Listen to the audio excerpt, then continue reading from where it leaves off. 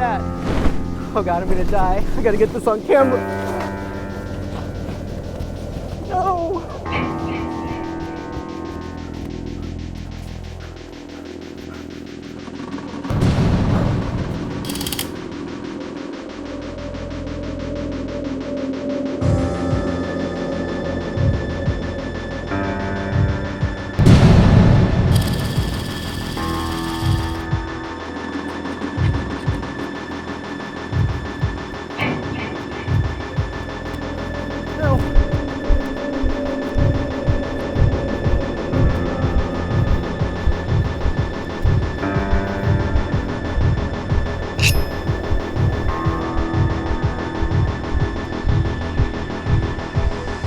Hey everybody, welcome to the Marino Show. I'm your host, David Marino. Today I'm joined by my friend, Josh Stone, who actually composed the music for my new intro, which you just saw at the top of the show. I will play it again here shortly, but I'm so excited to have him. Josh is also a musician in his own right. He does house music, and I'll let him expand on that when we start talking about that. But Josh, thank you so much for joining me today. Thank you for having me. It's a pleasure. I have to say, we met, and we can talk a little about this because I think it's cool. We met at my favorite music store in San Antonio, Southtown Vinyl. Almost got the name wrong. Southtown Vinyl. And Josh works there. On top of, he does his music on the side and has had a history of DJing, and we'll get into all that here in a bit. But Josh and I met, we just connected at the music store because was always going there, and you're great. Like we always have you have a record addiction, just like me. I mean, look behind you there. Yeah. Yeah. So I want to talk about, this discussion, it's interesting how it all came about. I had told you that, you've seen my show and you've seen the old intro, which was the dancing. And that was before I started doing more horror related interviews or even indie films, musicians. So while that was good when I started and I was doing more nonprofit type interviews, I needed something that fit more what I'm doing now. I mean, look behind me, movies, especially horror. There's Jason, right? There we go. Right there. I'm the worst at this. There we go. Right there. I love all horror movies, and you and I sort of started talking. And do you want to kind of talk about the process, how we just started talking about the new intro and you creating like the music for it? I just remember you saying like, and also seeing how you kind of evolved into doing, horror. It just was like more and more horror stuff. It just ended up being a horror show almost, like, so I haven't seen anything else you've done that's hasn't been a horror movie. Even your little logo has like a little slasher on their stuff. So, man, I love horror movies. I am a horror movie fanatic, probably just as bad as you are, probably maybe even worse, because I like to get into like the grindhouse movies, the old 70s, 50s, wherever, black and white, whatever. I love horror movies. So what are some of like your favorites that you remember growing up that you really liked? Is there one or two in particular? So probably the one movie that really, like, before I'm an old guy, so like back We're around the same age, so we're both okay, cool. Well, like there wasn't like a movie channel, not yet, but there was movies. Of course, you could go to the movie theater, But I'm, being a young kid, I couldn't go to the scary movies or whatever. So like you like after the cartoons was on, there would be like like almost like kung fu theater or the scary movie, whatever, be the Blob, or like shoot, I remember Creature from the Black Lagoon. Like they would play that, like, almost every year, and you would wait for that, like. And I remember even a couple times they had they played those movies, especially Creatures from the Black Lagoon, in 3D. So you'd have to go to the the Alpha Beta or wherever, Safeway, the stores, and buy the the 3D glasses, the blue and red ones, and you would wait for that show to come on.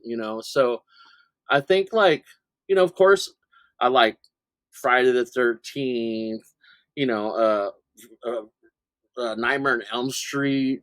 Those are great movies. But there was also, like, some of the movies like Faces of Death, or some of those that they didn't let you see on those movie things. And I think when they came out with the which was a big thing, was like VHS, and nobody could afford a VHS. You had to be like super rich. They were like $700, but you could rent one for $100. And I remember my mom sometimes would like, my mom and my dad were getting divorced, so my mom would like do something nice and be like, "Look, we could go rent a VCR player," and I would get, man, all the ones that weren't on the Showtime or HBO. So there's a ton of horror movies that I could go over. That, just like Italian movies, Suspiria, uh, like all that, like Italian spaghetti horror. Man, I love that stuff, man. That's like the best, coolest stuff. Like, That was such a specific style too in horror. So I love that you like that kind of horror, because what I love about the horror genre is that within that genre there are so many different types of horror categories. Like, you could like the slashers, you could like the right, yeah, monster films, you could like the grindhouse, you could like the 70s. So I mean, there's so much to pick from. So, like, getting to my intro, I'm gonna play it here in a second. We'll watch it through, because I wanted to frame the conversation with that you love horror and I love horror, and then we'll talk about kind of the inspiration for the music. So I'm gonna play it right now so people can hear what you did, because I always think, while the visual, of course, Brandon Reich, who did the visual, did a great job, but without the music, you have to have both. Like, the music, think of like Halloween, the oh yeah. music made that film. John Carpenter's score was genius, And and John, made that movie. Carpenter and his son, the music that they do is, excuse me. I also remember, you had given me like a reference, as aside from Blair Witch, but you gave me Firestarter, Mhm. and that is a wonderful movie, a great movie. But the people who did the score for that movie is like one of my favorite bands, Tangerine Dreams, Mhm. and I love that. And they do a handful of kind of sci-fi or wicked, like, horror movies, on their Yeah. on their lineup. So, and Well, I, you know what? Okay, go for it. Go for it. now let me play the intro, and then we'll talk more about that. So here we go. What was that? Oh god, I'm gonna die. I gotta get this on camera. No!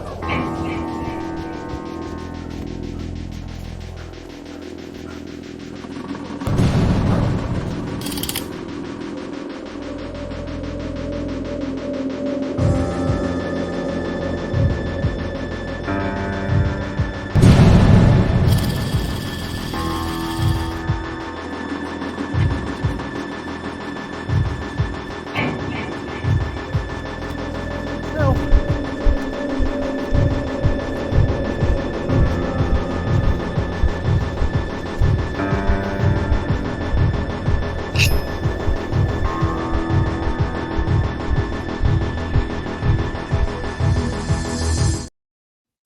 Okay. Yay.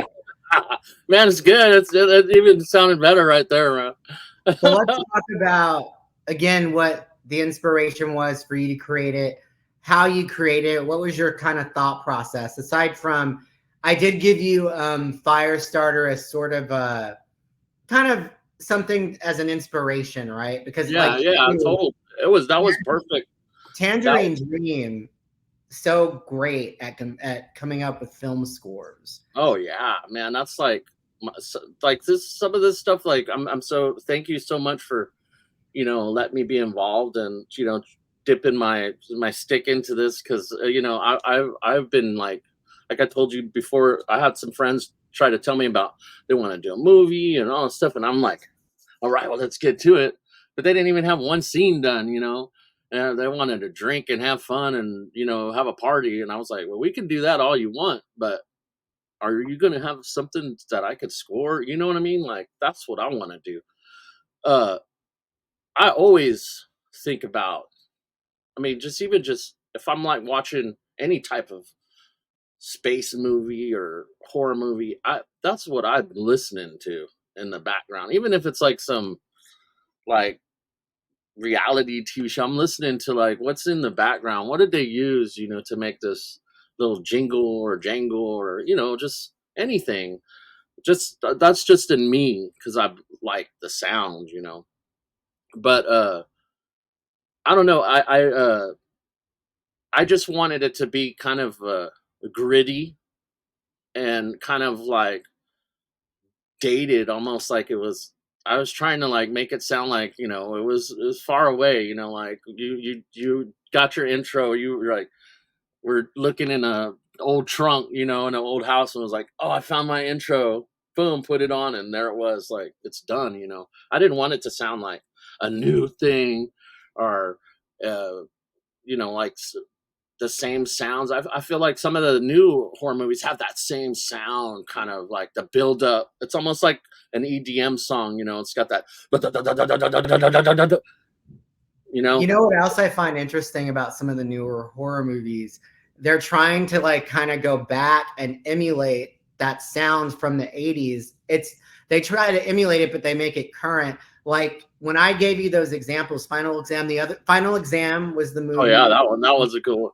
And Firestarter, because they both had similar, it was that 80s sound. It's synthesizer heavy, analog, very analog heavy, synthesizers, yeah. All that.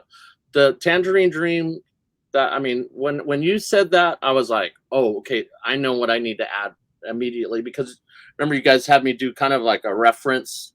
I thought maybe you guys were tested me here. I was like, okay, man, I can be tested. Put me to the test. There's no test. I knew you were going to do well.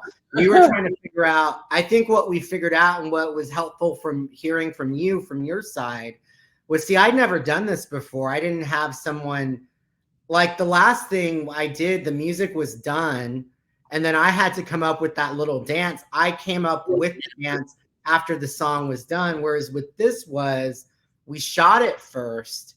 And you said, which made perfect sense, because originally I was like, hey, just create something, and you did. But then you're like, I think it would work better if you shot it, had it edited, and then which makes total sense in retrospect, because that is how the way people score films or shorts. Yeah. You have it done, and then you score to the beats, right, to the running. Yeah. To the, you know, me falling in sync. Yeah. Yeah. Well, you know what was really cool? Like, I guess you had said some words to me, and I was kind of like, wow, what is this? What is he saying? Like, is he talking shop on me? And I have no idea. It's like I was like hanging around with like some young kids, and they're like, bet, yo, bro, pull up, you know, or some stuff. And I was like, what is he saying? What did you say? It was a stinger. Oh yeah. Okay, that's a news term. Yeah, exactly. Okay, so I didn't know that. Like a stinger is like that, dung dung dung dung, like that. Just that 5 second build a chord. Yeah, it's a chord, and it's also a plug chord. Oh, that's what, like, and if they were like, they put the stinger in, it would plug in the chord, but then it's a chord on the, you know, on your thing or whatever, you know. So I looked that up, and I was so proud of myself. Like, I was like, Dave's gonna know I know what I'm talking about now. So I'm so sorry. Like, no, I didn't do it because I want to know all this stuff, man. Yeah. You know, I was just like, when you said that, I was like, dude, I got to find out what a stinger is, because I have to put one in here, you know. And I went and I heard all these different, almost different stingers for horror movies, for news broadcast, for everything. And I could sample some, but then I was like, dude, I can just do it myself, like, and it'll match what I'm doing instead of sampling it and sticking it in there. So that's what I did. And you did a great job. Like, Thank you so seriously, much. I'm very appreciative of the work that you did. And as I said to Brandon, both of you, I love working with creative people. I mean, I have my vision, but you all executed it. Like, you did it. Like, he shot it, you did the music, and without either of you, it wouldn't have come to fruition. So I cherish like creatives, and because I feel like in the creative world, we don't always get, I have my regular day job as you do, and that's great. It's communications, but my creative side is very different, and people don't often realize like the work that goes into even something this short, 55 seconds, right? That there's a lot of thinking that, I mean, even in that video that you saw, everything was thought out. Like, I was running into props because I was showing the films from the days that I grew up. That was a flashback to what I loved. It was Blair Witch meets, today, Friday the 13th. And even that ending scene, it's on purpose, where you see me back myself into the tree and you see all the cars behind me, because in those films, they're like right next to the easy way out, and they fall and they just accept that they're going to die, and they don't run. I mean, that was totally a nod to the 80s slasher flick kind of thing. And I think it's hilarious. And only people that are really like attuned to that, or that really pay attention to that stuff, will get that. Other people may be like, well, why didn't he, like, why are there cars behind? Like, that's the point. He rented the truck. You are quite the, you've created quite a lot of house music for many, many years. You have, and I'm going to let you talk about this.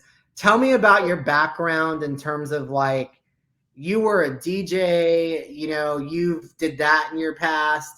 You have always created music, but what got you into house music specifically, and just creating it? Because you were on a label, and talk all about that. Like, first off, how did you get into like creating house music and being involved in that world?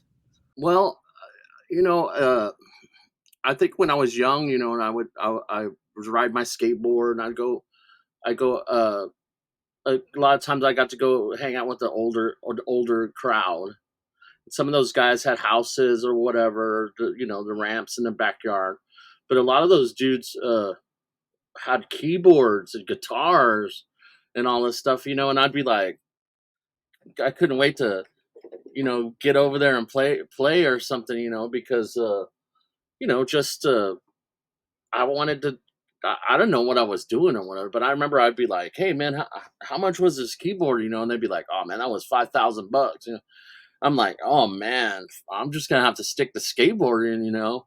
But I think later, um, as I got older, I wasn't really, I wasn't too good at school, but man, I always liked music. I mean, I was always like, I think some of my friends, I already had listened to the Beatles, or I already listened to the Led Zeppelin, Jimi Hendrix, all that stuff. I was already, while they were just dipping into the Beatles, I was already into like, Split Second, Depeche Mode, Violent Femmes, kind of things like that. Just Talking Heads, Susie and the Banshees, just like stuff like that. When my friends would be like, "Man, dude, you listen to the craziest music," or like Frankie Goes to Hollywood or something, and these guys would be like, "Why are you listening to that shit?" And I was, go ahead, say. I was gonna say Peekaboo by Susie and the Banshees is one of my all-time favorites. I know they have other music, deep cuts and everything that are, to fans are probably more important. But Peekaboo is just, it's a classic. Oh yeah, man. I love Susie and the Banshees. Sisters of Mercy, all that kind of stuff. I remember even my, Bauhaus, my friends would be all, they'd be all with eyeliner and dressed in black and all stuff. And they'd be like, how come you don't dress in black, man? I'm like, man, I like the music. I don't have to dress like, Peter Murphy, dude. Come on, dude. But I think like when I got here to Texas, I started working at this place Showcase, and just was you know uh, around a lot of crazy music, and uh, got into like heavy industrial music like Leather Strip, uh, Ministry, Thrill Kill Call, kind of stuff like that. And I felt like for some part of that, like some of those guys went kind of heavy metal and like hard, but some of it's pushed more or less pushed me to like dance music, and then I think like when I was like, shoot, I remember I would buy this guy named Chub Rock, and what was cool with his music was always on the other side, like side B, there would be a house cut, of one of his songs, and it'd be like it sound like you got to show me love, and yeah, and when that stuff came out, man, it was already in my body, like something about that just like stuck with me, and then going through the industrial kind of stuff and all that stuff, it pushed me to all of a sudden house music.